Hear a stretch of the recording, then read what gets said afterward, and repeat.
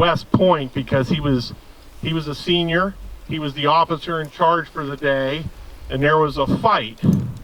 And rather than break it up, he just wanted it to be fair, and so he let him fight it out. And he got court-martialed for that. So right somewhere in here so there's a fellow by the name of Tubaugh. I don't know his first name. Does anybody know his first name? Died in the early 70s. His grandson is active here in Scio. George? Jason is active here.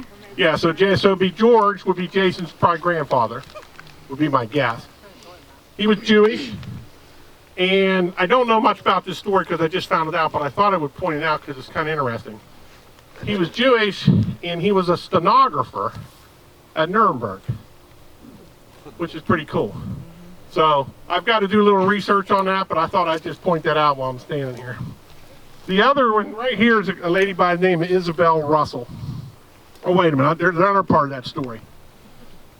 Because they're Jewish, they have to be buried a certain direction.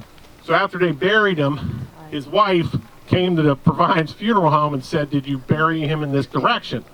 Mr. Proviance, being an honest man, said, "No." They had to dig him up, turn him around, because he was facing the wrong direction.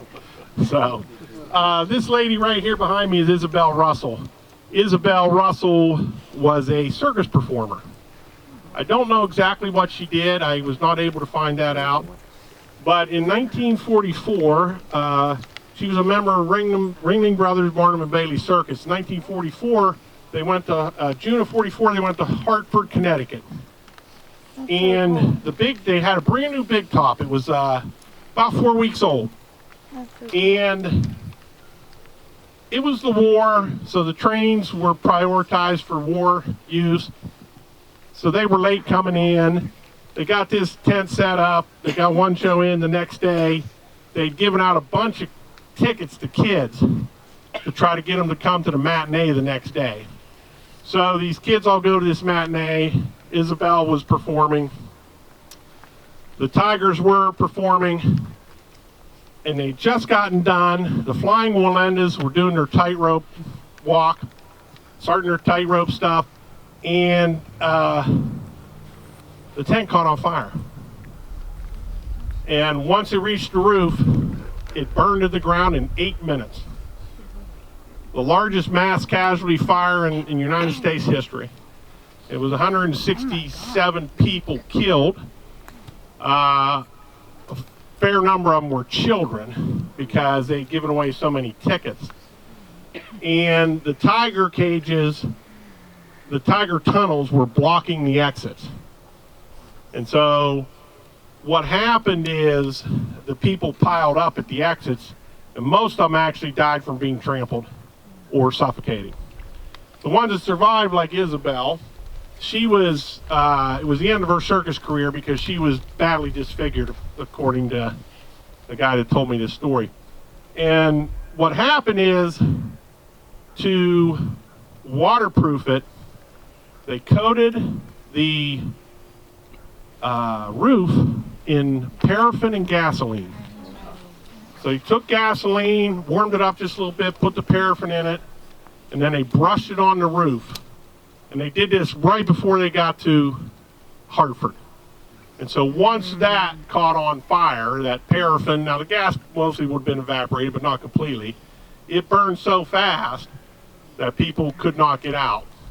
And I don't know if you remember that actor, Charles Nelson Riley. You guys remember? Some of you older people probably remember him. Some people my age probably remember him. I should say that. I guess I'm older.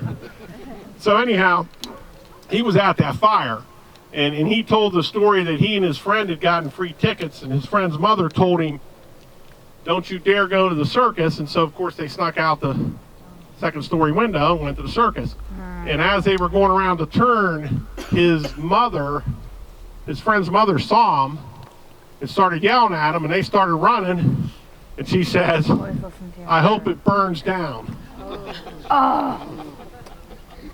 And he said that my friend and I never, ever mentioned that after it happened. because, you know, that's the last thing she said. He never ever sat in a crowd again. Even when he was director at a play or whatever, he would never go in a crowd.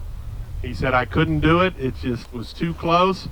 They jumped off of bleachers, and I believe his friend had a knife, and they cut a hole in the canvas, and they went out the hole in the canvas. That's how they escaped. So that's the Hartford fire. That's Isabell Russell. I don't know if anybody ever does know anything about her. I'd like to know what she did in the circus. She didn't have any children, so I couldn't look them up. Although she was related to a two-ball. So the two-balls are probably, he's probably right here somewhere. Okay, so the next one around, keep walking. We're on move.